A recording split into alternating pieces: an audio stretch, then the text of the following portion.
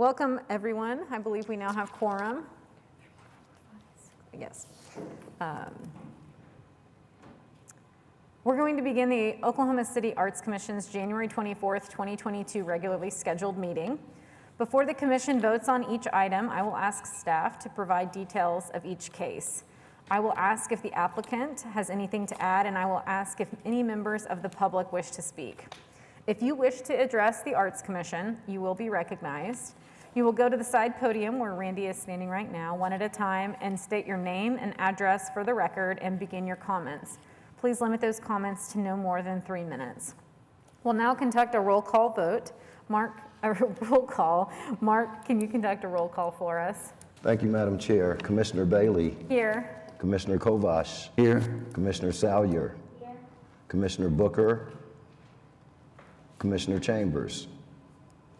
Commissioner Cooper. Here. Commissioner Duong. Commissioner Eichmann. Commissioner Hill. Here. Commissioner Loftus. Commissioner Mossant. Commissioner Ramirez. Commissioner Stewart. Yes. Commissioner Smalling. Commissioner Williams. Madam Chair, that completes the roll call vote. You have quorum. Thank you. Staff has requested that we move item 5, which is the staff report, to be heard now at the top of the agenda. Is there a motion and a second that can move that? Second. Okay, we have a motion from Commissioner Kovash and a second from Commissioner Salyer. Any further discussion? Mark, can you conduct a roll call vote on that? Thank you, Madam Chair. Commissioner Bailey. Yes. Commissioner Kovash. Yes. Commissioner Salyer. Yes. Commissioner Cooper. Yes. Commissioner Hill. Yes. Commissioner Loftus. Yes. Commissioner Mossant. Commissioner Stewart. Yes. That completes the vote, Madam Chair. The motion passes. Okay, thank you. Randy? Thank you, Chairman Bailey. Randy Marks, Public Art Project Manager, standing in for Robbie Kinzel today. And I'm going to refer this right back to Chairman Bailey, and she is going to read a note from Robbie. Yeah, Robbie shared a statement with us, and she said due to some health issues, she would be out of the office until February 28th. She wanted to let everyone know that she is progressing well and appreciates all of the kind words and warm thoughts, and those have helped her in her recovery, and we look forward to having her back. But in her absence, we're happy that Randy is here to help us today. So back to you with the staff report. Thank you, Chairman Bailey. So as an introduction, the next item that you're going to look at is presentation only. This is a preview of a big coming attraction. We're not going to vote on it. This is not official. This is an information item. And Mark, I wonder how we can get the presentation up on the screen. Oh, there we go. Somehow it just popped up. This is not advancing, though.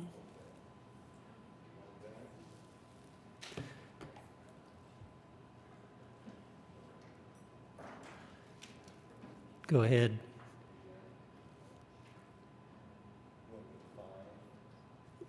Yes, to the first item 5.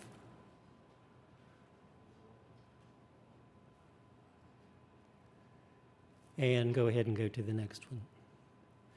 So, Allied Arts, an organization that all of you are very familiar with, celebrating their 50th anniversary, and they're giving the city a present. So actually, not a full-time present, but it's going to be a long-term donation of this work that you're going to see in the next slide. This is Together by local sculptor Joe Slack, and I'm going to change to the other mic so I can read it. So the concept of Together is about community engagement and personal connections. The lines and the heads are communication and conversations, while the lines and voids on the body are roadmaps of life's journey that make us uniquely who we are. Next slide, please. This is going to be installed, assuming that it goes through all of the channels that things normally need to go through, of course. This is going to be installed in front of the new Oklahoma City Convention Center. And the piece is over 23 feet tall at the tallest, so it's going to be an imposing structure. And it is it is built, fabricated out of a combination of core-tin steel and stainless steel. And the next slide, please. Another view, this is if you're on South Robinson and looking back to the north. And then that is how together we'll look to you. Now, in the next slide. So this is this particular piece, in addition to the amount of money that will be paid to Joe directly for the piece, there's a lot of donations there that you can see. I won't go through those right now. But a lot of people are contributing to make sure that this happens for Allied Arts for their 50th anniversary. And the next slide. This is an image of the artist, the one standing up there with the hat on. And the artist, Joe Slack, and president and CEO of Allied Arts, Deborah Center, and the board chair are all here today. The last person would be Steve Mason. And Commissioner, I'll leave that to you to invite them or to ask for questions. And just remember, this is just a presentation today. A vote would be at the future meeting in February, but we do have the applicants here. I would love for you to come and speak about this. And while they're coming up, let me underline that one more time. There can be discussion today. This is not an official action. This is discussion only. There will be a vote taken at the February 21st meeting, and then any recommendations that come up at that time will be part of the official record. Thank you, Commissioner Bailey. Deborah McAuliffe Center, 809 Northwest 145th Circle. And President and CEO of Allied Arts, and I can't tell you how super excited we were when we were approaching our 50th year. We wanted to do something over the top special that would truly not just recognize Allied Arts 50 years, but the growth of our arts community and something that we could be so proud of. And so we began brainstorming and thinking about what artists we might use. And our Artist of the Year was Joe Slack, so it made just this perfect combination. I don't know how our inanimate object that originally started out at 10 feet has now grown to 26, but we are so proud of that. Not only proud of that, but Joe listened to us and just took everything that we were hoping to express with even the name together, because here we have spent these 2 years apart, and a convention center was opened and meant to bring us all together. And so it was just so symbolic. And then just what the arts do, how the arts bring us together. And our goal with this terrific sculpture is that we do pay tribute to 50 years of Allied Arts and the growth of the arts in our city, as well as in honor of Bert Cooper. And so that is how we have presented it to our board. I will tell you that the Allied Arts Board is super excited to see this go through. We did take it to the convention center. It was met favorably there. So we were so excited to come and just bring it to your attention, and hope that you too will see favorably towards our sculpture. Mr. Mason, Joe? Yeah, I'm Steve Mason, Chairman of Allied Arts. Thanks for hearing from us. I agree with Deborah. You know, this corner is screaming for art. And we got it to the right scale for this corner, and I think at the end of the day with the convention center budget, their budget for art, they kind of ran out of money for art, I sense. So I think that's our gift, to finish out the art that needs to be there on this important corner. We think it's beautiful, it's the right scale, and Joe can comment about a great piece he designed. Hello, Joe Slack, 1401 Northwest 5th Street, Oklahoma City. And the title is Together, Together. And the height, because I've heard a few different heights, is, now I forgot. 24 feet. 24 feet, yeah. So it's 24 feet is the height. I've actually done 5 mock-ups for this. So it's gone through. I've taken, a lot of layers. I've taken everybody's comments and suggestions into consideration. And I think we've come up with a piece that's just really a showstopper for that corner. could be just a beautiful piece, a real statement piece for that location. I'm very proud of it. I really hope you guys like it. I hope the community likes it, because art in Oklahoma City is the most important thing to me. It's what I've dedicated my life to, and I just really think that I don't know. I want this piece badly just because it's just, I don't know. It's a piece that people have to go around and engage with. It's just where it creates an environment. They have to go around it or buy it. To me, it's just really exciting because people have to engage with it, and there's people that'll be coming from all over the country, different cities, and get to see what a vibrant, thriving art community we have here. And to be part of that is just such a great honor. So hopefully you guys like it, and if you have any questions, I can answer them now, or if you think of more between now and February, I could answer them then. I have one question. Steve, can you say your address for the record? I didn't get it, sorry. Administrative things. Steve Mason's address is 824 Northwest 8th. Thank you. Commissioners, any questions for the artist or the applicant on this particular item?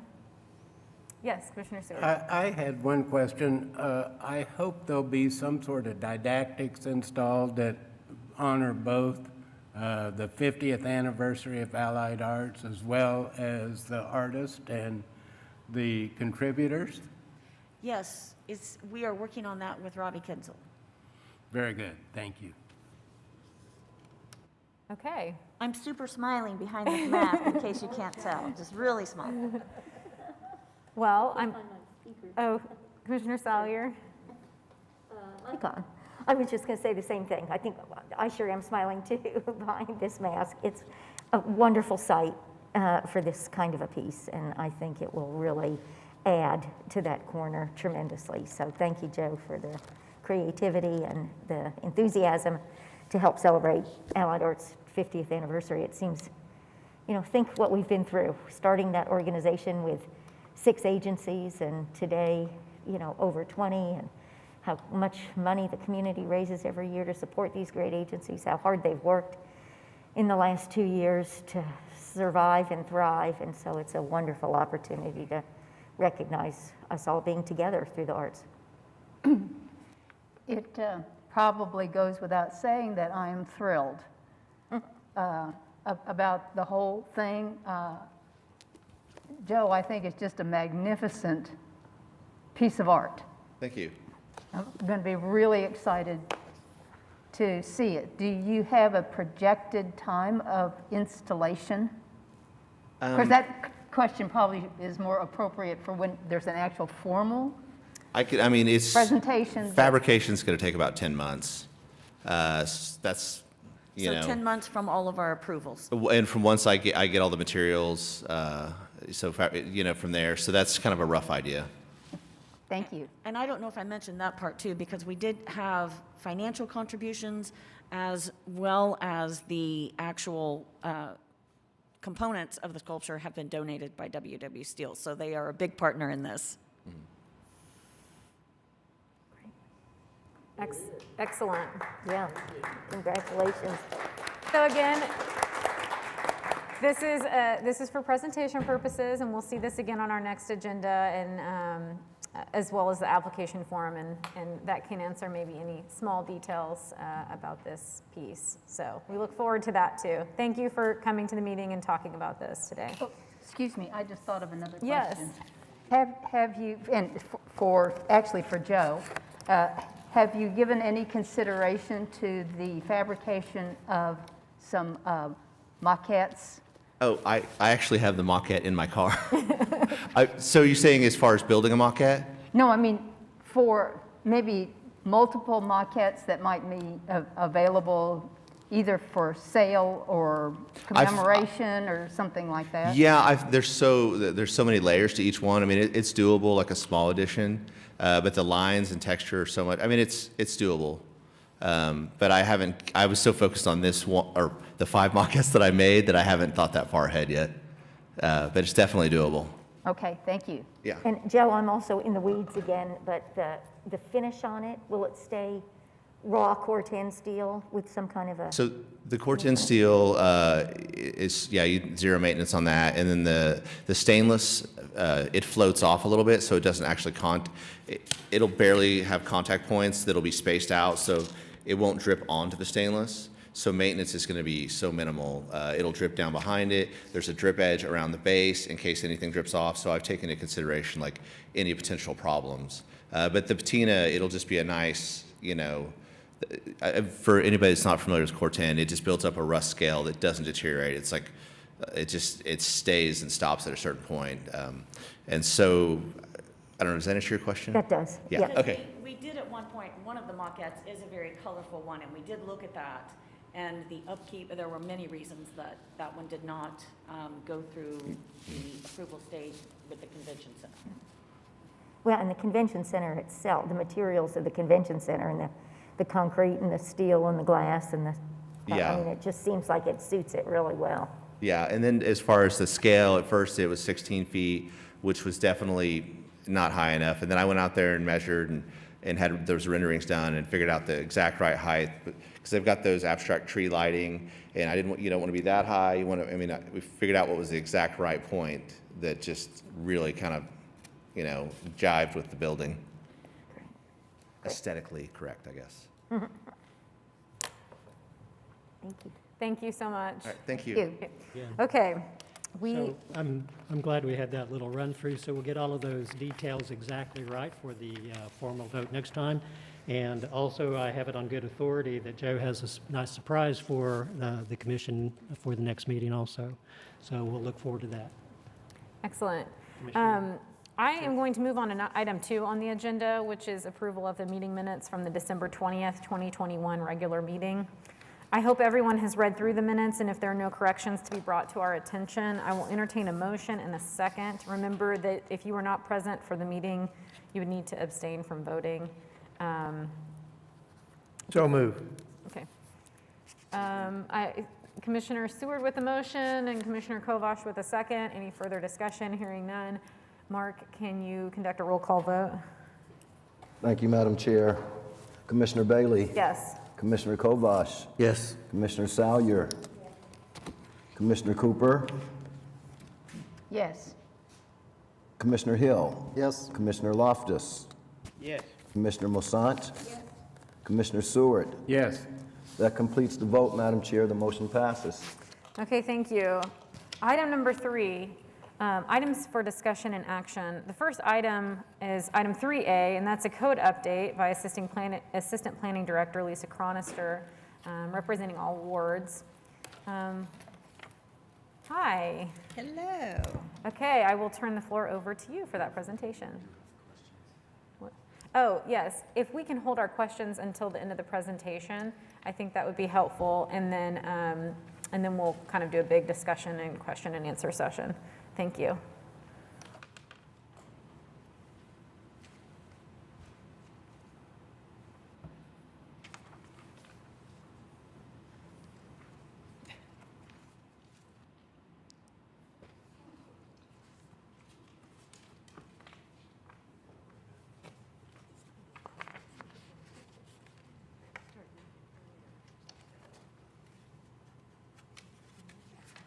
Okay, while Mark is getting this set up,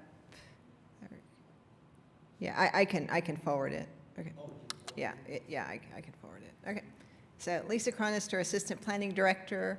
I spoke to you in July or August of this past summer to present the proposed new sign code update, and we had a very productive discussion. We also held 2 workshops with various Arts Commission members in August and October to comb through some details of what we were proposing. And so I'm here today to present this and to ask for your recommendation on it. This is the same presentation as was included in your packet, so if you want to refer to that, there's no differences in it. So I'll talk about what we're doing and why it's important that we address a new sign code at this moment. We'll talk about other efforts that have led up to this point. Then I'll talk through highlights of the new sign code, again, emphasizing murals, and then talk about where we are in the process. So the purpose of the project, updating the sign code was part of updating the entire zoning and planning code for the city, a project we embarked on in 2017. And the purpose of that was to make our codes match our comprehensive plan that was adopted in 2015. We also wanted to make the code more user-friendly, easier to navigate, and easier to make the right kind of development easier to do. So like I was saying, this was a multi-year process. It began with a code diagnosis in 2017, and will continue through 2023. And updating the sign code was always a part of the project. It was going to be toward the end, but in early 2020, we were asked to accelerate development of the sign code, and I'll go through why that is. So you may be wondering, people watching may be wondering, so is a mural a sign? A mural, both murals and signs are expressive content. So they are therefore covered by the First Amendment, and any regulation pertaining to them must follow First Amendment protections. So it's because of both murals and signs are expressive content, staff and the consultant felt it was important that they be regulated in the same section of the code. So we're not saying that they are the same thing. We're just saying they have similar regulatory issues, and it would be easier for the public to navigate if they were contained in the same code section. So why update the sign code at this moment? And I'll go through all of these in more specifics on the following slides. So first, there are specific policies in the comprehensive plan that recommended that we update the sign code. There were specific recommendations about looking at the size and height of signs, improving aesthetics of signs, improving code enforcement. Then one of the first things we did was hire a consultant team to look at our existing code and tell us what needed to be updated and what about it wasn't working. And that was our phase 1 code diagnosis. The consultant recommended a highly graphic and user-friendly layout. They recommended content-neutral sign standards. Right now, our sign code is organized around definitions of accessory signs and non-accessory signs. So accessory signs are defined as signs that are about the business or property on which they're located. So if I have a restaurant called Lisa's Hamburgers and my sign says Lisa's Hamburgers, then that's an accessory sign. Non-accessory signs are messages that don't have anything to do with the use of the business or property on the site. So typically advertising. Billboards are the definition of a non-accessory sign. So the problem is our code has different regulations for each of those types of signs, and the interpretation of those regulations is based on what the sign says. The code diagnosis also recommended, streamlining as much of the approvals process and regulations as we could.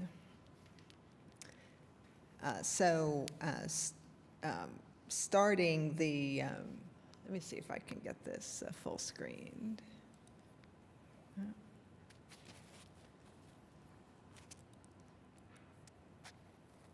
So one reason we were asked to accelerate the development of the new sign code was because of recent court cases in the last 5+ years that have all challenged city's ability to regulate content.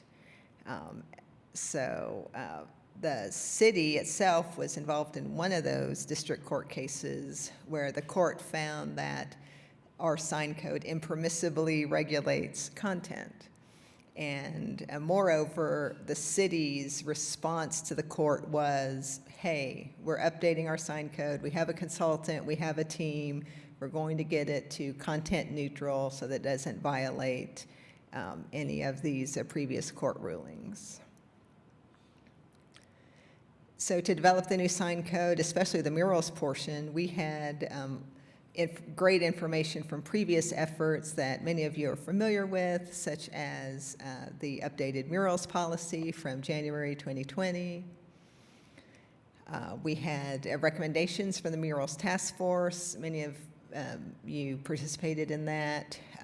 Everybody just, begged us to make the process easier for applicants, streamline it however we could, and make definitions more clear and easier to follow.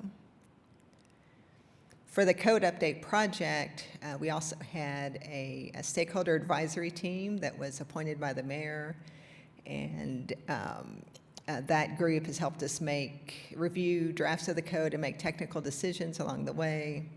We also met many times with the policy committee, which is made up of the city council members and planning commission members on the stakeholder team. We also held many focus groups with a variety of stakeholders. We met with neighborhood representatives, developers, artists, architects, engineers, landscape architects, to dig into what could be improved. Like I said, we met with the artist focus group who had a lot of great input into the development of the new murals policy. So if we're not going to regulate signs based on content, which is how the existing code regulates it, what are we going to regulate? The new code focuses on the traditional basis of sign regulation, which are physical attributes: size, height, number, location, type of sign, what the sign is made out of. But we also recognize that murals have specific considerations, and that's one reason that Arts Commission reviews them at a public hearing. They are of particular public interest. They're acutely expressive. And the murals policy that the Arts Commission has adopted has specific standards for their review. So the proposed code, we think we've achieved a highly graphic and user-friendly code that'll avoid difficult interpretations about content. We think we've taken some important steps to improve code enforcement, and we've been able to streamline the murals approval process. The new code will be hosted online. Right now, if you ever go to MuniCode online, you'll go to MuniCode, you'll go to Article 16, and this page will appear. The new sign code will replace in its entirety Chapter 3, Article 5 with the new Article 16 and Chapter 59. Again, it's content neutral. It regulates signs by street typology and zoning district. It combines what is now just a mass of text in the code. It reorganizes everything into easier to read tables.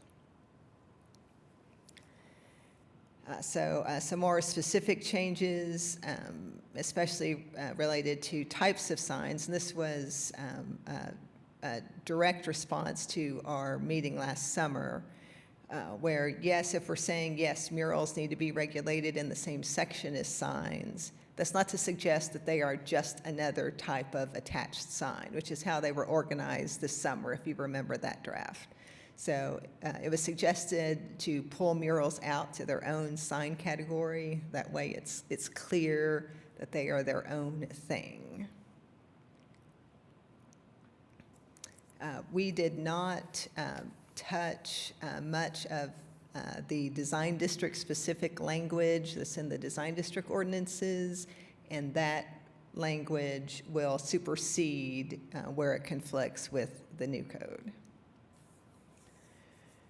Code comparison, it's important for everyone to understand nothing about the new code will require property owners, businesses to upgrade their existing signs. Existing signs can stay as they are until the owner proposes to enlarge them or modify them in a significant way. And if a property owner has an existing non-conforming sign, it can stay how it is until it's significantly modified. So what does not change about the murals process is that Arts Commission is still responsible for creating and approving the murals policy. Arts Commission still reviews and approves 1% for arts projects. There's still a process for curatorial plans. A couple of years ago, in response to trying to make the process faster and more responsive, the Office of Arts and Cultural Affairs created a live painting event process that allows artists to get a live event painting permit, kind of like a special event permit, to get started on the work while the work is going through the rest of the process. So, what changes in the new sign code relative to murals? One, we've changed the definition. The existing definition has a ton of content-related descriptions, but we're trying to be content neutral. So some key points of the new definition are underlined. Specifically that murals, what distinguishes a mural from just some other kind of decal or application is that it is a one-of-a-kind work of art. It is original. It's not a copy of another graphic. We also wanted to make clear that we're not trying to limit emerging technologies in any way, because we don't even know what might be coming in the future. The murals approval process and our outreach process, we heard lots of feedback about making it quicker, because right now, if you have a mural in a design district, for example, you go to Arts Commission, and then a month later you go to design review, and then you get your permit. So it could be 3 months before you're through the permit stage. Again, to streamline it, we still have the live painting event permit.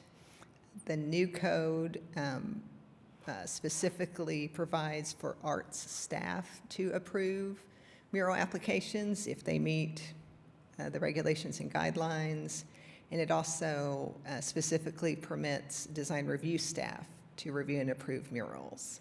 So with 2 staff approvals, an artist could have their sign permit in the matter of a couple of weeks instead of several months. A sign permit still is required. It is a licensed sign contractor is not required unless the mural involves a mechanical attachment to a surface or substrate. So this is the existing process showing, the potentially four steps before approval, but the new code allows staff to approve at the various points, which should speed up by several weeks the process. So these clips are images from the existing code. I'm not going to read them in detail, just a mural still requires a sign permit. The new code lays out, again, that staff has the authority to approve. Staff can forward the application to the committee at any time they think it needs to go. What else? Standards for approval. The existing standards for approval have a lot of content-related qualifications in there. We've removed those these, what you see on the screen, are consistent with the existing murals policy, except they eliminate content-related items. And then when I was saying that Arts Commission is still responsible for adopting the murals policy, adopting the curatorial plan, standing rules, all that we have written in. So this is new language in the code that says that the staff will be guided by these, and that those documents are adopted by reference in the code. And that makes it clear to applicants and users of the code that these documents exist. They can get copies of them and use them in developing their work. Murals text, we had quite the discussion last summer about text, and we've had so many discussions about text. The question being, artists have asked for allowances for more text. Staff has been reluctant to not limit text because, again, we're not evaluating on content. So the concern was, if we're not evaluating content, what's to stop somebody from using their text as an advertisement? And how do we know what that line is? How can we even legally enforce what that line is? So we're proposing to continue to limit the use of text, but we're establishing a protocol for allowing artists to use more area. And if they want to use more area than the 10%, then they would have to be heard by Arts Commission first. Arts Commission would decide if this is a attached sign or a mural, and that's related to the artistic expression, right? And with Arts Commission's recommendation that it is a mural, then the planning director can approve the application. VERA waivers, we are not proposing any change about VERA waivers in the code, but I wanted to circle back around on this point that going forward, the city will require VERA waivers for art that is purchased by the city, but the city will not ask for proof of a VERA waiver for art on private property, because that is between the artist and the property owner. The city's interest is in requiring it for city art on city property. Projection image signs, we talked about this last time too. In the public review comment period that happened in October of this past year, we heard several comments about, hey, what are we doing to update projection image criteria? And that was really the first it had been brought to our attention that anybody was interested in looking at it. Nobody had expressed that in previous outreach.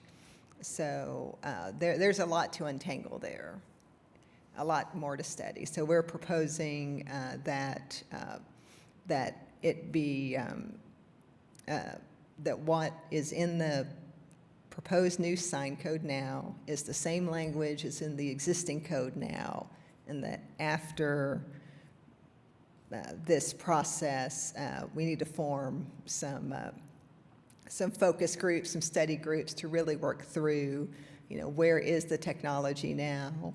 What is the community's interest in where they should be allowed, for how long, at what brightness, at what size? There's a lot to untangle. Because right now, they're only specifically allowed in Bricktown and downtown, and only for a week-long duration. So next steps, we're here at Arts Commission. I presented to Downtown Design Review last week, and I'll present to the rest of the design review committees in the next 3 weeks. And then we will take the code to Planning Commission and City Council. So with that, I will open it up to questions, and I'm happy to back up any slide that you need. Okay, thank you. I know that we do have some questions from commissioners. Who wants to start? Commissioner Stewart. Thank you. I had a quick question about, is it the consideration that code enforcement may paint over graffiti that has been applied to a mural? Is that an active part of this new ordinance? It is not specifically addressed. They may. Code enforcement's job is to abate graffiti. I might ask Rita to talk more about that. Okay, I was just curious because if it is an insignificant part of or something that is not considered gang tagging or something like that, it concerns me that code enforcement still might have the authority to paint over the entire mural or just over the graffiti part. I think that's a matter of interpretation. Their responsibility is to abate the graffiti. And actually, code enforcement doesn't paint over it. They require the property owner to abate it. So in that, the property owner could either re-engage the artist or paint over it. Would it be possible for maybe legal to send out the city's definition of graffiti? We can do And I can also provide some information for you about what the role of code enforcement. Do you want? That's all. Okay. We can hear. Yeah, yes, we can send that. Well, yeah, but it doesn't pick up on the audio. Right, that's true. Thank you, Rita. Commissioner Kovash. One of several questions, but I'll just ask them one at a time. In your mural definition, you talk about it's essentially a domicile or a building. I'm sorry, say that again. In your mural definition, you talked about it being a place where people go and are in. That's essentially what it says. But one of your examples, and this is my question, is, some of our murals are freestanding, like the one over by St. Anthony's Hospital. Yes. So within that definition of a building, it doesn't seem broad enough to include these freestanding ones. You're specific about freestanding signs, but you're not specific about freestanding murals. I'm sorry, I don't understand what your question is. Well, you define a mural as something that's on a building. So what are you going to do about murals that are not on a building, that are on poles, that are freestanding, like the one over by Saints? I see what you're saying. Yeah.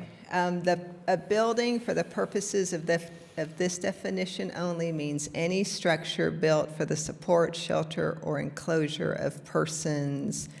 I see what you're saying. Yes, the intent is that a freestanding wall could be that.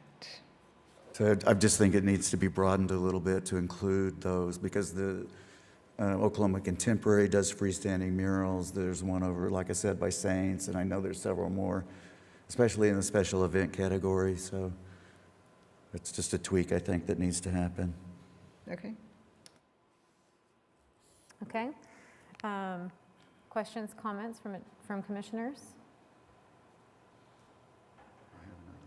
Yeah, Commissioner Kovash, keep going down your list. Okay. You talked about the murals needing to be one of a kind, but I know of actually one specific project that will require a license and a reproduction of Ed Ruscha piece. And so do you feel like it's broad enough to include? It wouldn't necessarily be, it'd be a mural, but it would be applied like a vinyl type mural, and it would not be a one-of-a-kind type piece. It would be a licensed copy. So do you feel like that fits in okay? I will ask the question of the commission. Does the commission feel that that is appropriate to add to the definition? I do. Okay, I mean, this is,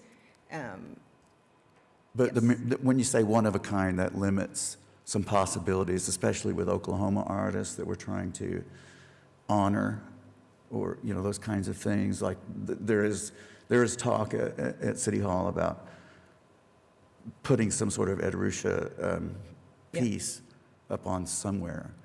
And that would not be one of a kind. And if this was codified, then we would have some issues with that.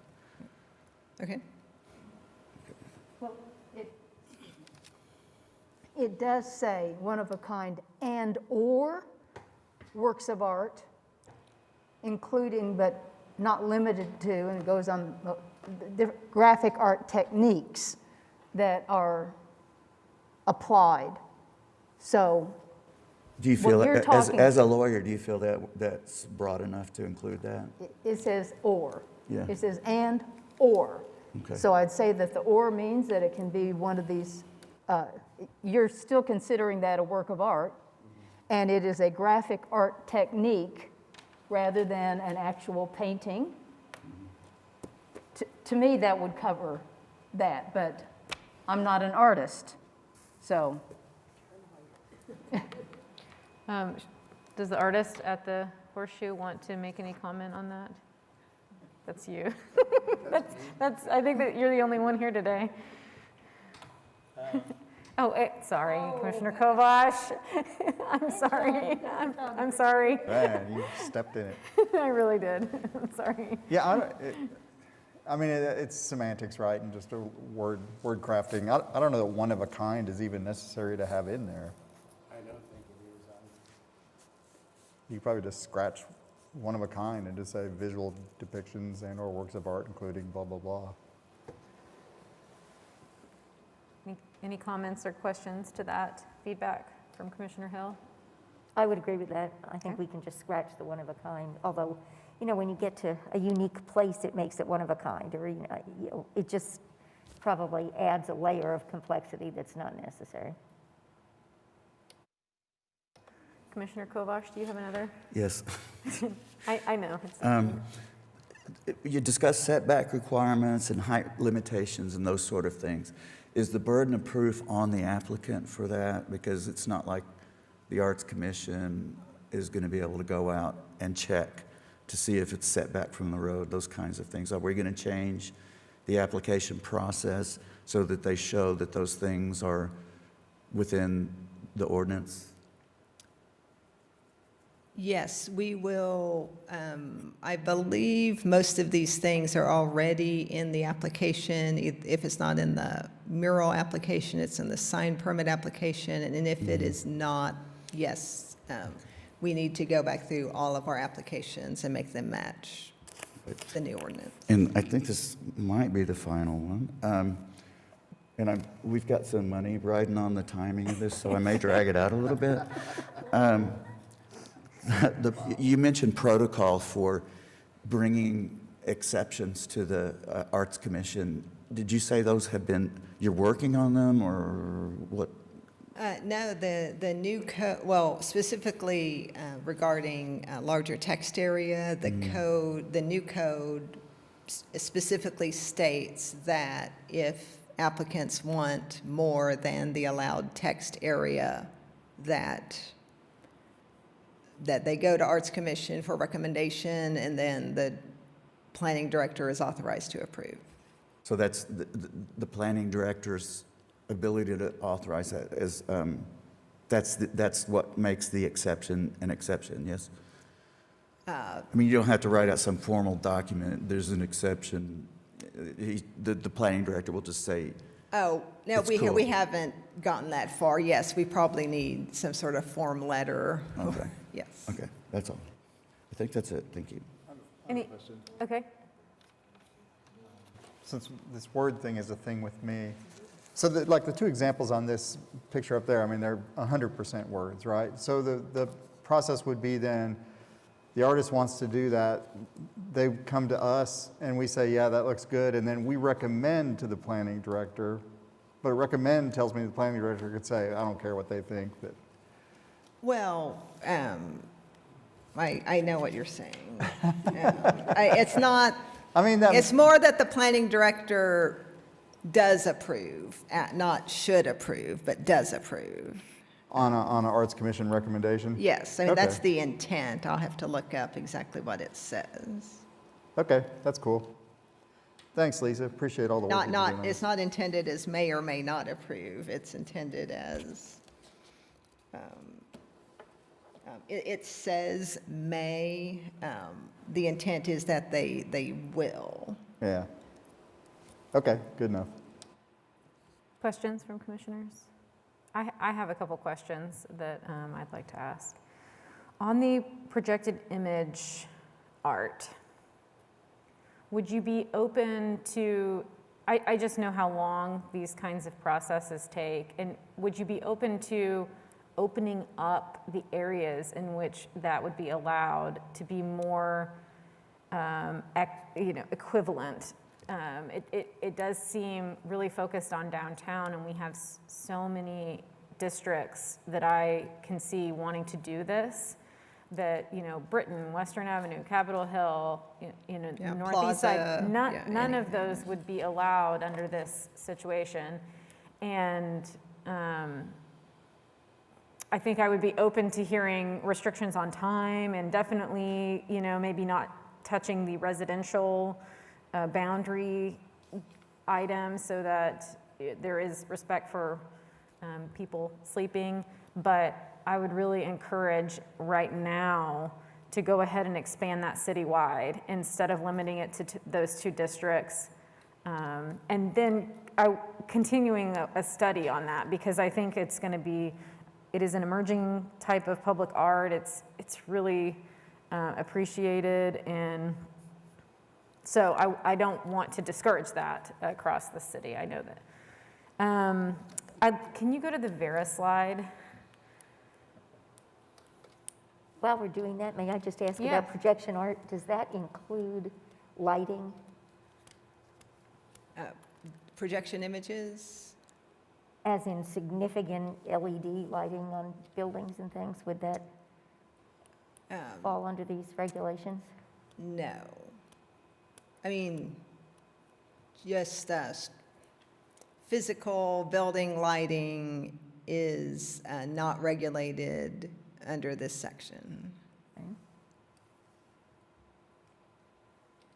Okay, on this one, under the proposed approach, I think that there is also a scenario in which there is art located on city property that we have not purchased, and we need to have a Vera waiver for any art that's on city property, whether it's been purchased by the city or not, I think. You're saying there's city art located on non-city property? There's public art located on city property that we haven't necessarily purchased. We get donations, we have art on loan, and I want to make sure that says, if we've purchased it, yes, we definitely need a Vera for it, but if it's located on city property, whether we've purchased it or not, we need to also have a Vera waiver for that. That would be the case with the sculpture today. Yes, that would be the case with that, the Damien Hirst that's in the convention center. There are actually quite a few instances in which we have. And I think that is a kind of a modern approach for having an interesting collection available to the public too. I can see us actually doing more of that, having art on loan or having donated pieces. And I don't want to make that exclusively about whether the city has purchased it. I think it's more about the location. Okay. And to clarify, there is not a situation that the city needs a Vera waiver to abate graffiti that is on top of a mural. Because it was my understanding that the code enforcement, if the property owner does not abate it at their request, code enforcement can take paint that is of similar color and abate graffiti themselves. And I want to make sure that that situation is covered under this, and I know it's been brought up several times. If the property owner does not abate something that code enforcement has asked them to do, and code enforcement is compelled to abate that item, and it happens to be on top of a mural, we don't need a waiver for that, because it doesn't look like we would have one in that situation. And that is the situation that I thought we needed it for up until now. Commissioner Stewart, I think you have a comment on it. I had a comment about the VERA waiver. I think we can do that moving forward. I think it would be an impossible task going back and obtaining VERA waivers.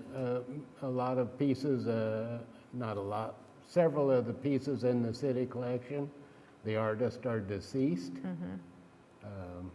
and they may not have family here, or I think your concept of the VERA waiver is great, but I think that has to be moving forward, not in arrears. Okay. I agree that some pieces could have an issue with that, so,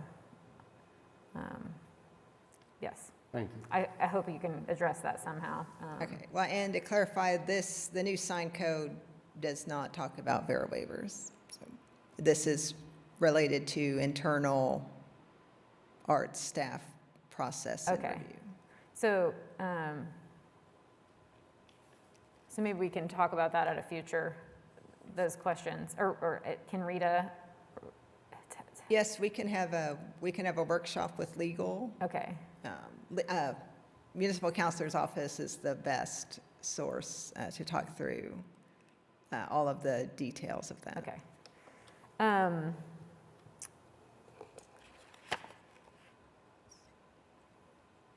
This is not related to Arts Commission necessarily, but it was proposed in the sign code that was attached to our agenda. And I'm wondering, why are we limiting sandwich boards and A-frame signs only to downtown? They are currently only allowed in downtown. And why, do we know, is there a reason for that?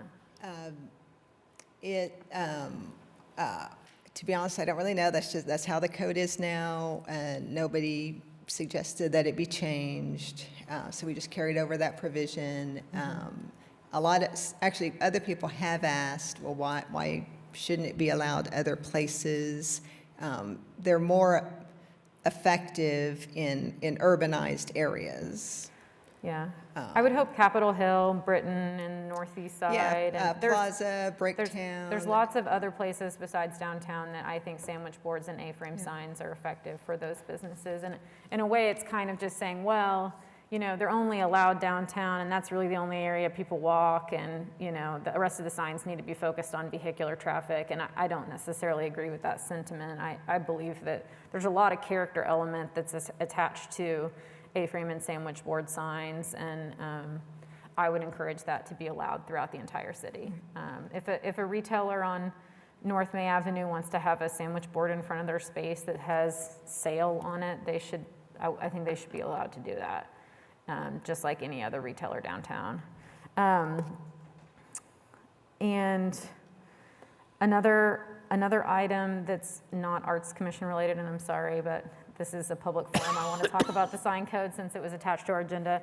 The landscaping around pole signs, I'm just not an advocate of that. I don't think it should be required. I think in many cases it looks worse than just a pole sign mounted into the ground. And I don't feel like it's well maintained, and requiring it kind of just creates a code enforcement issue when it's not maintained. So I wanted to say that publicly. And then there, on the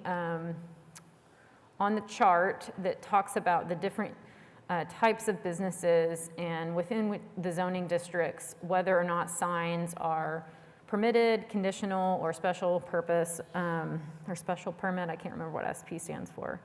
Under general retail, in several of those, it is not permitted, it's conditional.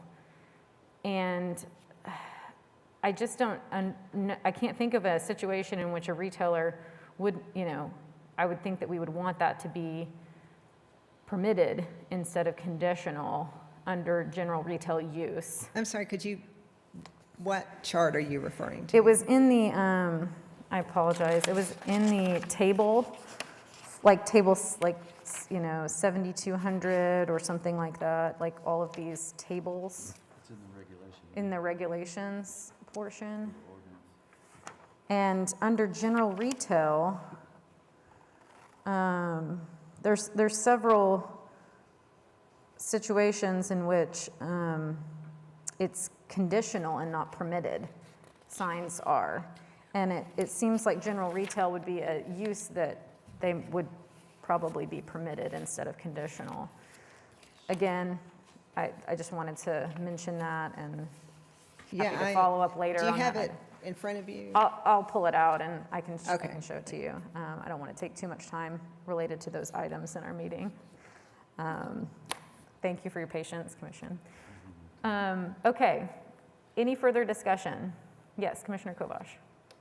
I was politely informed that it's Ed Ruche and not Ed Rusha, and I should have known that, so I want to go on record for pronouncing it properly. Thank you. Thank you. Okay, so we would need a vote to recommend this sign ordinance update. And I'll open the floor for that or additional discussion. I would make a motion that we recommend the sign update change. Okay, so we have a Second. motion from Commissioner Second. Salyer and a second from Commissioner Cooper. Any further discussion? Yes, Commissioner Kovash. If we're going forward with a recommendation, we made several suggestions. So how are we going to track those if we just say, yes, go forward and do good things? Yes, there were several suggestions. If you want them tracked and incorporated, you should incorporate those into your motion. Okay. Like with the condition that this be studied, this be changed, this be added. Okay. Can we do that? I would like to do that. Yes, I'd be happy to modify my motion, but I'm going to need a little help. A list. If I have to list those things out right now, I need. Well, and I'll, yeah. I have a suggestion that with your motion, that what you do, because I don't know that there is a clear list for you all to go through right now and decide that that is exactly the exhaustive list of everything that you want to have reviewed. How about you consider this is your motion to approve, or whatever the motion was, subject to submission of a more detailed list by staff to the planning department. And then that way, that gives you a chance. I've been taking notes, Randy may have been, Mark may have been. We can present that information to you, and you can determine whether that is everything that you need. And then if you decide on some other things, then those things can be included as well. And you can submit that as your formal recommendation after having today, though, saying this is something you recommend, but it's subject to this subsequent list.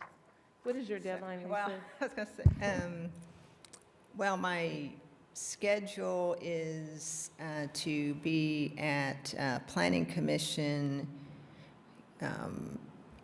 in March.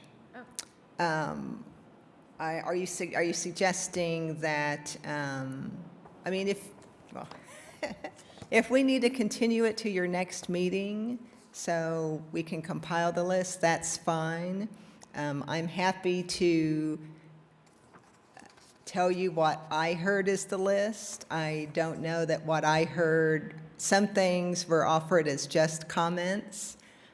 So I don't know where the commission is landing on those things.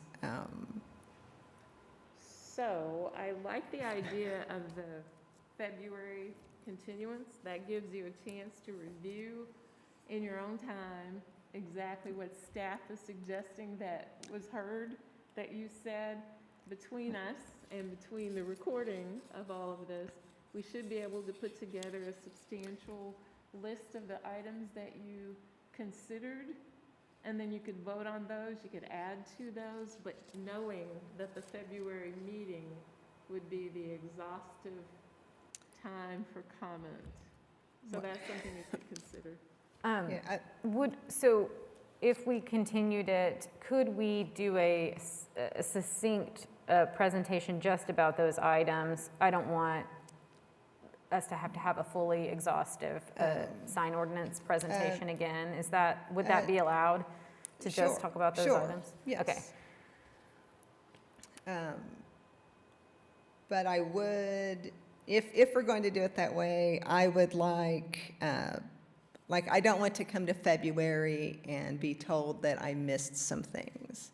So I would like to briefly recap what I thought I heard. Yeah. What we could do is, excuse me. Yeah. What we could do is staff could prepare the list of what we thought was heard, put that all together, give that to Lisa. Lisa could then compare her notes with the notes that the three of us had and with what else there might be that isn't captured by anyone, but it is captured on the video, so that you have an item on February for a vote, up or down, or to include different things, but it's resolved at the February meeting rather than today. And if that's what you choose to do, then you would need to take back your motion, withdraw your motion and your second, and instead entertain a motion to continue the item to the February meeting.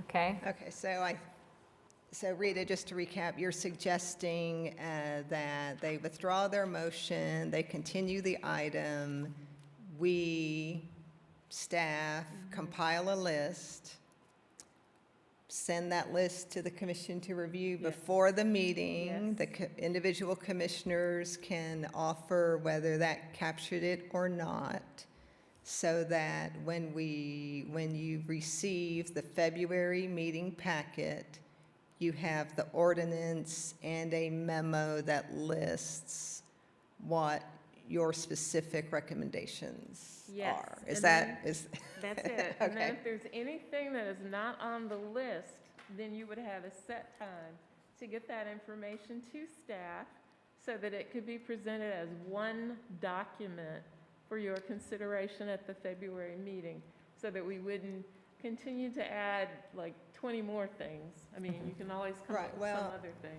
Yeah, and when I wanted to make clear, I'm happy to follow what we just laid out. I am collecting, I'm presenting this to many boards, and I'm collecting everybody's recommendations, and I don't know, we will forward those to Planning Commission, and we will forward those to council. I don't, anywhere along the process, I don't know what will be integrated or not. Okay, so I would, I would withdraw my okay, motion. and then, And my second. in the second, would you like to make a new motion, or would you? Yeah, I think we would make a motion that we continue this discussion until our February meeting, and we'll entertain And And I'll second that. suggested changes. And that meeting date is February 21st of 2022? Yeah, that's, okay. Yes, Is I'm there- getting a yes. Okay. Any further discussion about continuing this?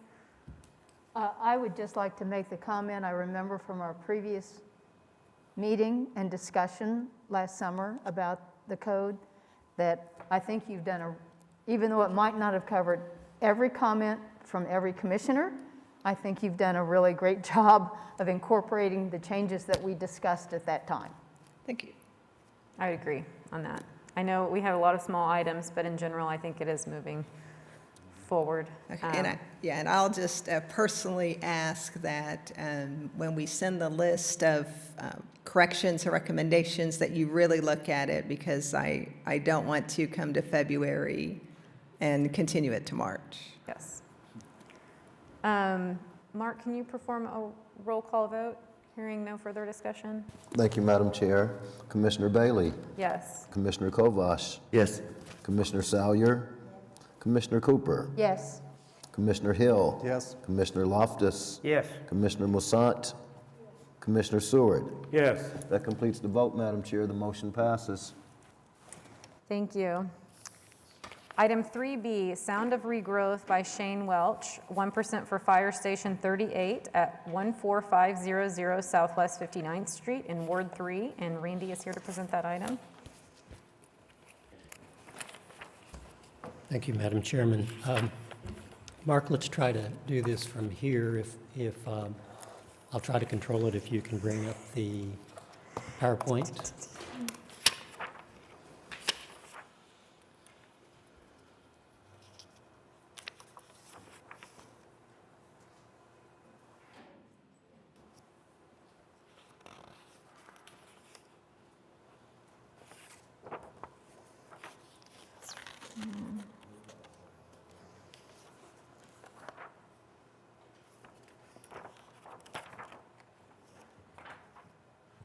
Go on back to the title page, and then I'll see if I can advance it.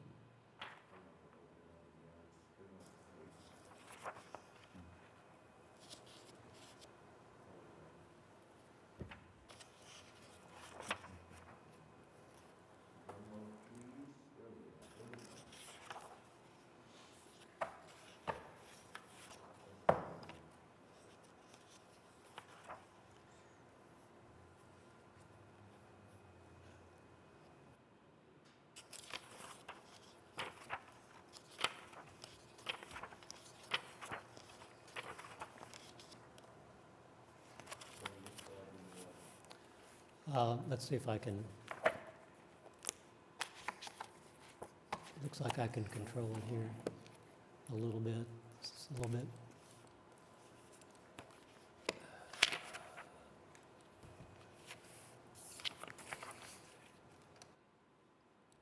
Okay, this is so disconcerting.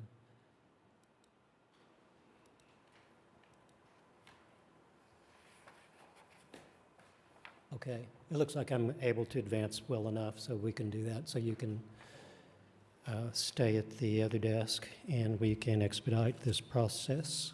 So item number 3B, Sound of Regrowth by artist Shane Welch. So this is a 1% project for Fire Station 38. And I just want you to see the location here. This is the location of Fire Station 38.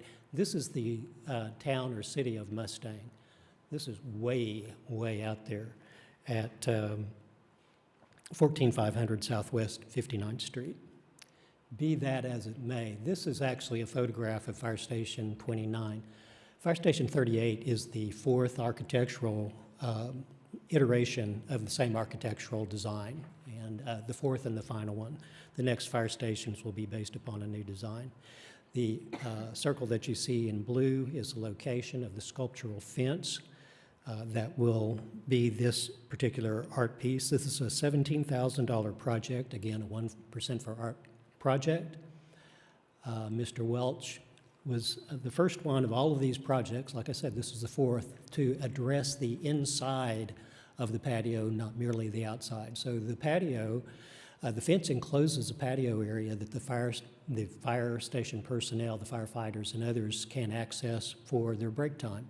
And so they'll actually have this image to see on the inside of the fence, and then on the outside of the fence on the west exposure will be a slatted wall, and then the Fire Station 38 that you see there will actually be part of the locking mechanism, opening and locking mechanism of the gate. And this is a visual representation of a fire siren. So, I will be happy to take any comments about this. Comments, questions? Commissioners, any comments, questions? Hearing none, I will open the floor for a motion. Commissioner Stewart with the motion, and a second from Commissioner Hill.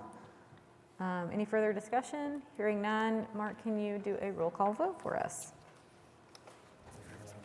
Thank you, Madam Chair. Commissioner Bailey, Yes. Commissioner Kovash, Yes.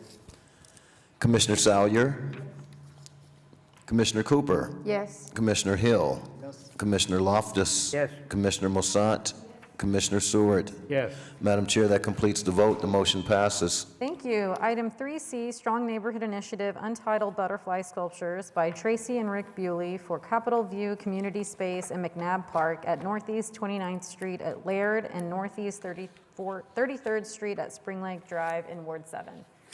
Thank you. Randy will present this item. Thank you, Madam Chair. So the Strong Neighborhood Initiative Office in the Planning Department, we are cooperating with them on this one and the next two projects that you see. The funds for this are federal funds, not 1% funds, but federal funds that are administered by the Strong Neighborhood Office. The first item, the location is actually one project in two different locations. One at McNabb Park at Northeast 33rd and Spring Lake Drive. That's the one on the top in the map. And the second one is at 28th and Laird, just a few blocks away, at a community space. So this is McNabb Park, and the sculpture will be located towards this corner at 33rd and Spring Lake Drive. And the community space, this is before they actually started developing. Now in the community space, there's this sign, information about pollinators and monarchs in particular, a bench, and then so the second part of the proposal will be located in that location. So at McNabb Park, you'll see these sculptures that will be on poles 8 to 10 feet tall, and the individual butterflies will be 3 to 4 feet wide. And then at the community space, there'll be 3 monarchs in particular. There are monarch attracting plants that are at the community space. So the 3 monarchs will be seen at the community space. So this is more close-up detail. This is the kind of information that will be on each pole about each of the different butterflies. I'll be happy to answer any questions that you may have. Are they going to have plantings in the area that are conducive for the feeding of butterflies? There is at the community space. None are currently planned at McNabb Park, and that is because of a maintenance issue. But there definitely will be at the community space 3 blocks away. Comments, questions? Yes, Commissioner. What do you suspect the lifespan of these pieces will be? Because they are acrylic and they probably will deteriorate over time with UV radiation? I have a general comment about that. The materials science is getting better virtually by the month. So it is going to be a longer expected lifespan than what it would have been even a couple of years ago. My guess is 10 years, but I do not know that specifically, but I'll be happy to find that out and report back to the commission if you'd like to know that. Will there be any continued maintenance that may have to be done over that, say, 10-year span? I would expect that, and the neighborhood association is responsible for the maintenance of the works. They are, the one in McNabb Park is on park property, and parks will be involved in the maintenance, but the neighborhood association has accepted responsibility for maintenance. And will the Buleys provide that maintenance plan to them? Yes, that is a required part of any contract from us, and it is what we recommend when they write the Public Art Commission agreement with the Buleys. When the Strong Neighborhood Office does that, that is, we're giving them technical assistance, and we will strongly suggest at a minimum that that be included in the Public Art Commission agreement. They will follow our model on that, and that's a part that we have in our template. Very good, thank you. Thank you, Mr. Stewart. Commissioner Kovash? I just want to raise a similar point, not just the acrylic, but the powder coating. Those fade so fast, so I'm hoping that this new scientific breakthroughs are going to be part of that as well. Yes, the Vuleys will address all of that and what their recommended maintenance is over a period of 10 years. That is generally what we recommend or require them to submit at the time that they go to an agreement. And that's included, those items, maybe it would be a good idea to bring one of our agreement templates to you sometime to see what's involved. But schedule and maintenance, those are included as exhibits in every agreement. Is there some kind of assurance that the manner of construction is that it will be able to hold up against our rather challenging meteorological conditions? I mean, if those butterflies come loose from that pole, they'll really sail someplace. Yes, indeed. Every sculpture that goes before you is required to have an engineering. It's required to be stamped and sealed by an Oklahoma licensed engineer. And in addition to that, now this is not going to be administered by us. It's going to be administered by Strong Neighborhood. So our practice is to send everything that is on city property to the city engineer also. And even if that isn't directly done, they are permitting, and in the building permitting process, because that's what, for sculptures, they get a building permit. In the permitting process, they send it also to the city engineer. So there are at least two, it has to go past engineers at least twice, and specifically with those questions in mind. Thank you. Certainly. I would open the floor for a motion on this item. Second? Okay, so Commissioner Stewart with the motion and Commissioner Salyer with the second. Any further discussion? Hearing none. Mark, can you do a roll call vote for us? Thank you, Madam Chair. Commissioner Bailey. Yes. Commissioner Kovash. Yes. Commissioner Salyer. Yes. Commissioner Cooper. Yes. Commissioner Hill. Commissioner Loftus. Yes. Commissioner Moussant. Commissioner Stewart. Yes. That completes the vote, Madam Chair. The motion passes. Great. Item 3D, Strong Neighborhood Initiative, Untitled Mural by Lucinda Jones for College Hill, Capitol Hill, at the Hilltop Clinic at 101 Southwest 25th Street in Ward 4.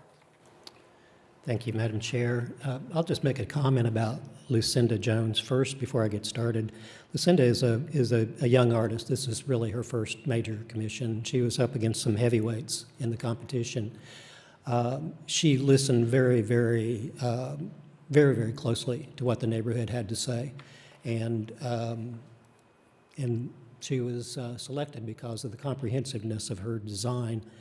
This is the location, the Hilltop Clinic at Southwest 25th and Broadway Avenue in Capitol Hill, just a couple of blocks, just a block east of Robinson. And this is the mural that Lucinda has designed. And I'll just note that this is over here to the right. This is an homage to Mary Sosa, who was extremely, I can see former Councilwoman Salyer nodding her head about the significance of Mary Sosa to the neighborhood.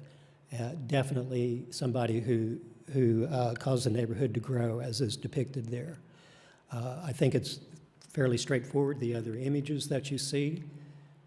This is going to be a mural that is installed on aluminum composite material. So this is the kind of thing that was mentioned in the code update. These will be mechanically fastened to the building by the method that you see in the lower right-hand corner here. There will be a licensed sign contractor that will install the metal panels, even though it's not technically required right now. It's our recommendation, and that's what the artist will do.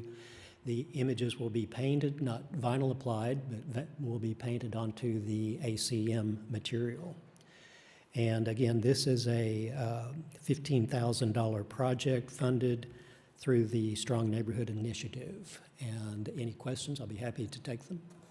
Questions, comments? Yes, Commissioner Kovash. Just a comment. I really appreciate the level of detail that the artist provided in this proposal.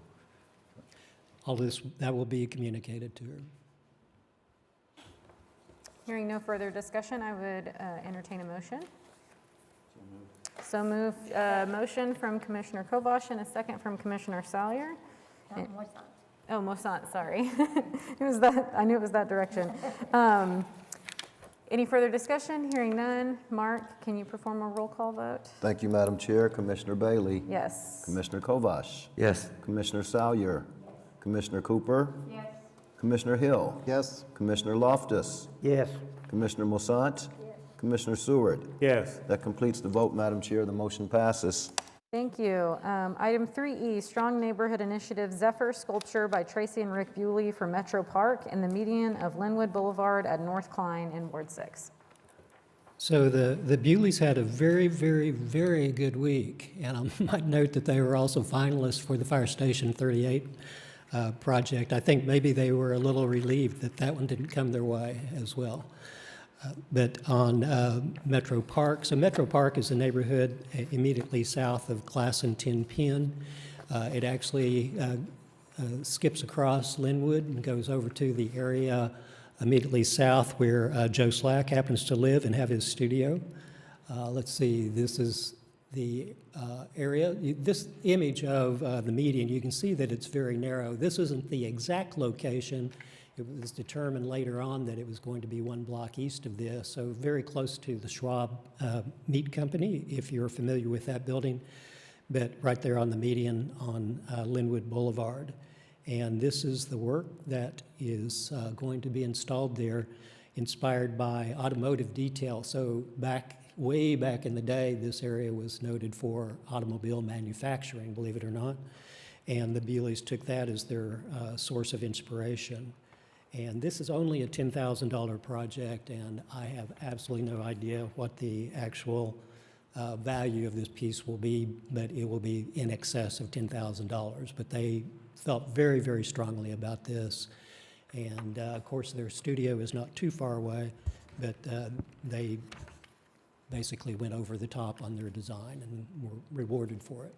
So, and they're very, very excited. I know we hear that a lot, but they are very excited about this project and a chance to do something a little out of the ordinary for this neighborhood and for the city.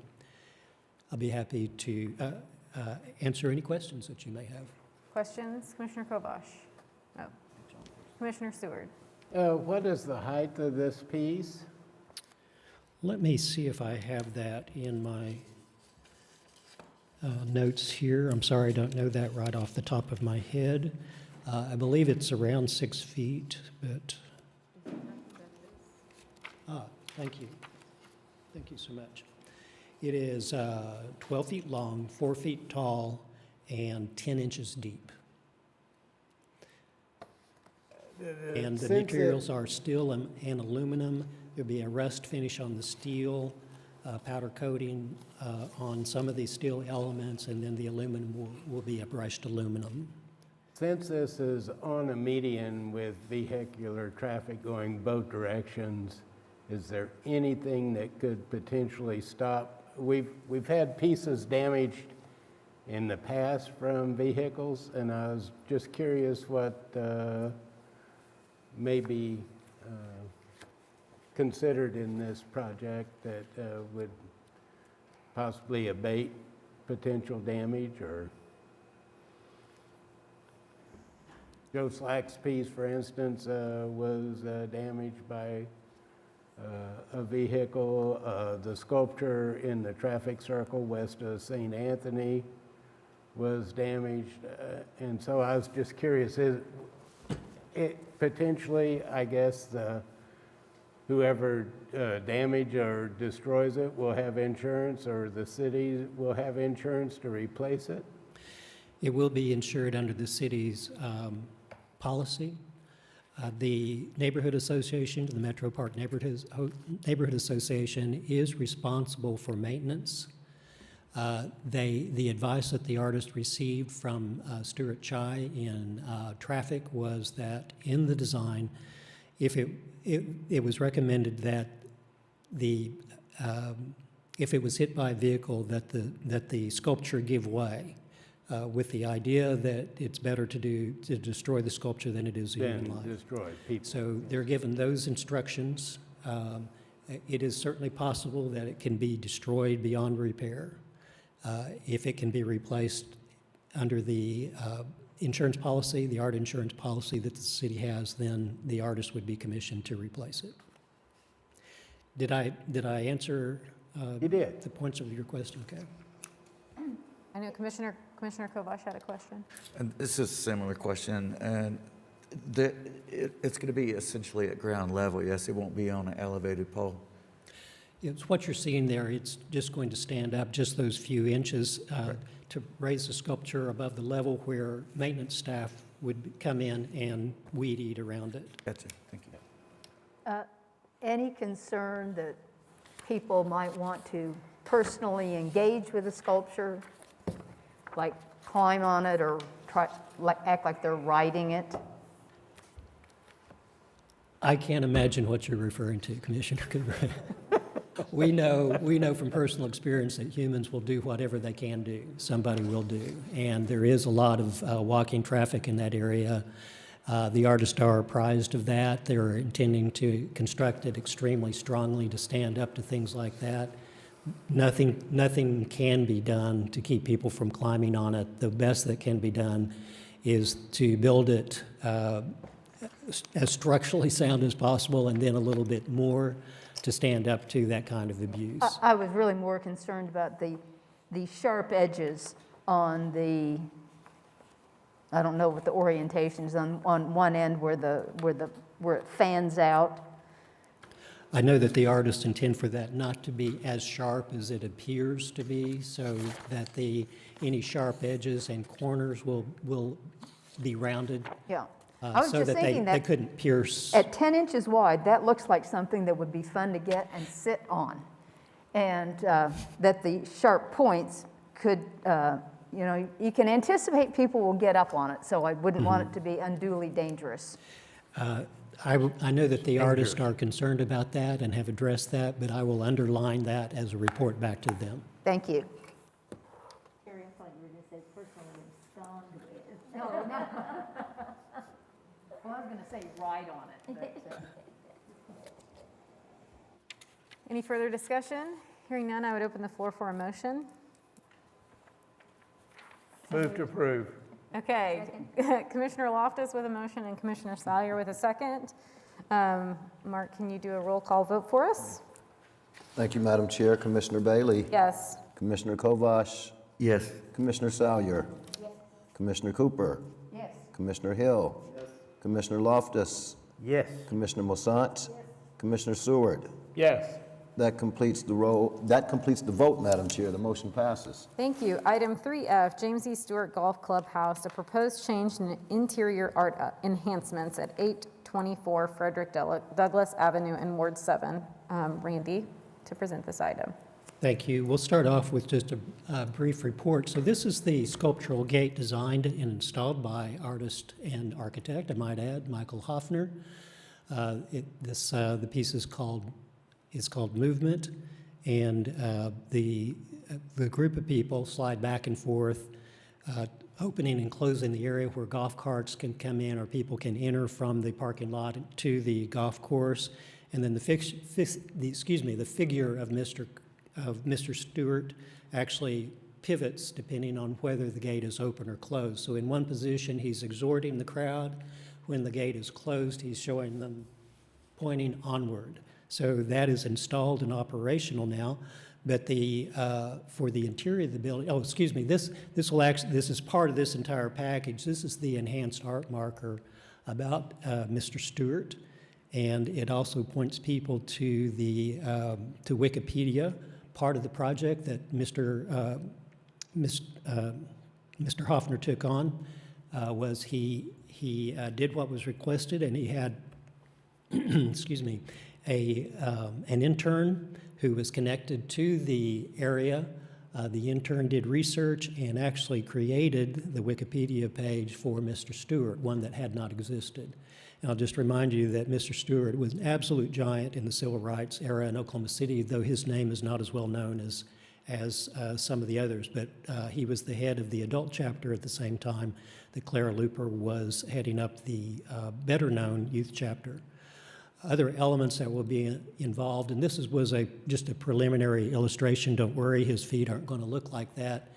Chris Larwig, who is a graphics whiz in the parts department, has provided the corrected image, and it's at the fabricators right now. And what you see is an image of Mr. Stewart as a young man, and then a facsimile of his autograph that he used in his column in the Black Dispatch, Jimmy Says. So those you had seen before. This was new since the last item, the last time we presented this to you. Chris Larwig again took our ideas and expanded it into this really outstanding vinyl mural that will be installed in the golf clubhouse. And it was this in particular that brought up what I'm coming back to you today. Melinda McMillan Miller, the Parks Director, asked me to go to the Golf Commission and be available to answer any questions about this. As she presented it to the commission, she just wanted them to see this particular image, and in the discussion, they liked it a lot. They're excited about everything. It was suggested by former Mayor Cornett, who is a golf commissioner, that he would like to see some other historical things about the golf course itself included here. And also Commissioner Barnes spoke up and said, taking nothing away from Mr. Stewart, there were a lot of people that were involved in the formation of the Northeast Golf Course, which it was called, back when it was first opened up, who, against all odds, made sure that it was maintained, and it was a facility that was open to the black population of Oklahoma City. And he noted, this is a course where I was able to play back then, unlike some of the other courses in the city of Oklahoma City. So it was very poignant. He brought up, he said, I would like to see there to be included images of some of those people who were formative in the development of the golf course back then. So we discussed this a little bit about how this may be able to be done in the budget that we had, and I suggested that we consider this. So this next image of Mr. Stewart, along with Ralph Ellison and Mr. Ellison's brother Herbert, was going to be installed in the dining room. And I suggested that it would be possible for us to use the funds that would have been used on this, and we can have an assemblage of photos of different people that will be identified through research. I'm working with Sean Simpson, the trust specialist at the Parks Department, and with the commissioners to come up with those images that can be used. And we'll use as many as possible. I don't have any to show you right now in particular, but we'll have images of those people involved and then information about them. Again, this is not going to be a historical item. This is going to be an artful item that has historical interest. And one of the things that former Mayor Cornett brought up was an important event in the history of the Jimmy Stewart Golf Course was when Tiger Woods came. I believe it was in 2000. Tiger Woods was here and worked with young golfers at the James Stewart Golf Course. So that's one of the things that will probably be memorialized along with other images of various other people associated with the course. So we're bringing this back to you because you had recommended it earlier. This is an item that does not need to go to council, but you have recommended, and we're following your recommendation. So we want to hear meaning Robbie and I, before we proceed on, we want to hear what you have to say about this recommendation to you. Okay. Discussion, questions from commissioners? I think it's great. Looks wonderful to try to expand the information that we can provide to people using the golf course. Commissioner Loftus? I went to the Tiger Woods presentation. It failed to help my golf game, but it was very interesting to, well, thank you. Fortunately, my croquet aim is much better. But, It was a very interesting experience, and I didn't even know there was a golf course there till I went over there, and it was wonderful. And I think the additions here to the story of Mr. Stewart is terrific, and I'm real glad it's being done. I'll make the comment. The course is a beautiful course, 9-hole course, and the golf clubhouse, which is now finished, you need to go over there sometime and take a look at it. So it's essentially about 3 blocks east of MLK at 10th Street at Northeast 10th. Frederick Douglass Avenue actually makes a big curve starting at about what would be about 5th Street and MLK. It goes east and then curves to the north and then joins into 10th Street. Directly across the street from Frederick Douglass Avenue is the Carverdale neighborhood, and a lot of people are familiar with Carverdale because of its historic nature. One of the interesting things that Tiger did that day is he said sometimes you need to hit a golf ball at that light pole, but you want it to wind up at this light pole. And he said, here's how you do it. And he hit this ball, and it took off and went right at that for a long time, and then it just curved into a wind coming from this direction and bounced at the bottom of that light pole. And I thought, I'm going to have to get another game because this is not what I understand. Well, this golf course is also where they run the First Tee program, which is a program for youth golfers that has been so influential, not just teaching young people and typically more students from disadvantaged backgrounds, but it also is a character building program. And I think Tiger's been very involved in First Tee, but we need to compliment our own Debbie Martin, Chief of Staff for City Council, that runs First Tee, and Willa Johnson really stumbled across the idea when she was on the council, and the two of them somehow managed to fundraise and create this really powerful program that's helped so many youth in our community. That's exactly right. If you get a chance, just look that up. Metropolitan First Tee, read about it a little bit. I think you'll be impressed about what they do. Well, Thank you for that. hearing comments, but no further discussion. Do we need to make a recommendation?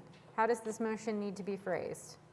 If you would recommend that we exchange out the photograph that was previously presented to you, and we will substitute the funds used for that, and we'll use them on an artful assemblage of historic photographs telling the story about people and events that have made the James Stewart Golf Course what it is today. So moved.